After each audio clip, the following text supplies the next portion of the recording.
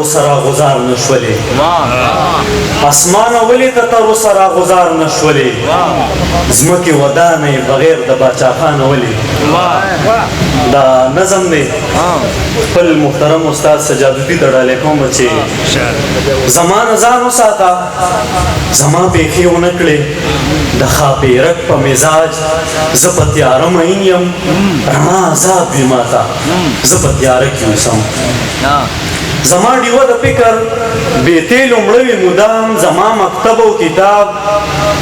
زما ډیوه د فکر بې تیلو مړه وي مدام زما مقصد او منزل ټوپک د بل په اوږه خو بس د بل په اسرا ما پل په پل اغستی زه په تیاره مین یم رڼا عذاب وي ماته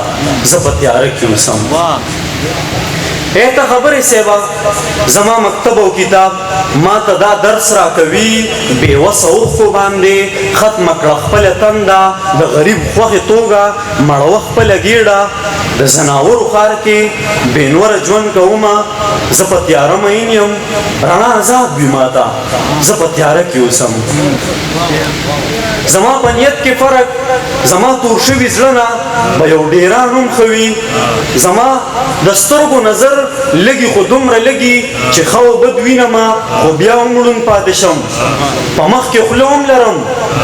ژبه یې هم راکړې توان د خبرو لرم خو کمزوري مې دا ده چې په تیاره مین یم رڼا عذاب وي ماته زه په تیاره کې اوسم ډېره مننه شو مسلط په مونږه زمونږ د نیت په بدله د شرمخانو بچي د ادمخور غاښونه اږدي زمونږ په مرو وینې مسکي لګیا دي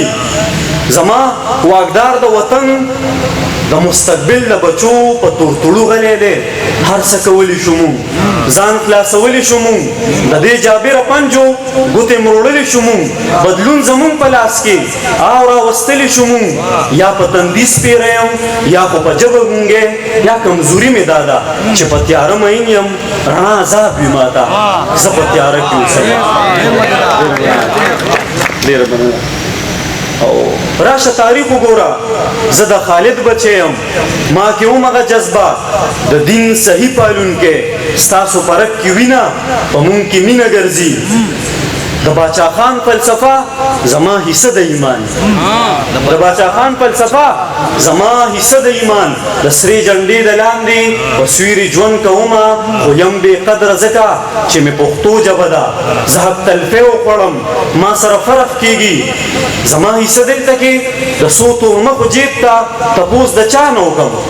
تپوس د چا نه وکړم زما د کور بچی هم باطل ته سر ټیټوي ځکه خو غلی شمه چې مې پښتو یې راکړه زلمیه ای زلمیه